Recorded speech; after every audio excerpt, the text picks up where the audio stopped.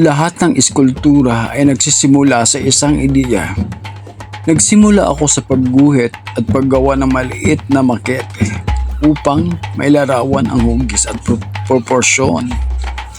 Mahalaga ang pakbang na ito upang matiyak ang huling obra na naayon sa aking artistikong pananaw.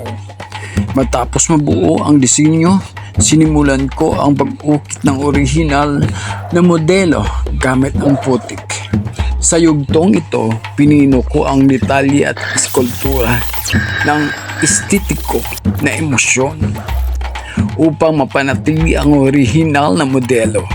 Gumawa ako ng molde. Ang proseso ng paggawa ay gamit ko ang silicone rubber at plaster of Paris.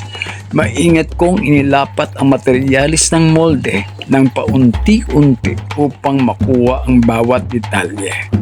Matapos itong matuyo, tinanggal ko ang molde at naiwan ang perpektong negatibo ng orihinal. Sinimulan ko ang pagcast gamit ang resin. Ibinuhos ko ang likidong materialis sa loob ng molde.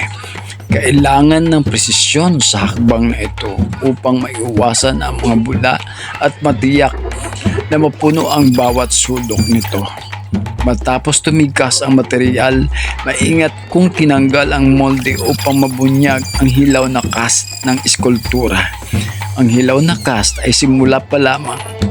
Sinimulan ko ang pagpapakinis, pagpapakintab, paglalagay ng pintura gamit ang natatanging teknik upang mapatingkad ang visual na apila.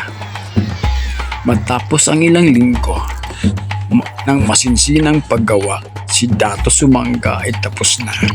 Ang likhang sining na ito ay sumasagisag sa emosyon at mensahe ng katapangan ng mga Bisaya. Ito ay patunay na transformatibong kapangyarihan ng sining at dedikasyon ng kailangan upang mabigyang buhay ang isang ideya. Maraming salamat sa pagsama sa aking paglalakbay na ito.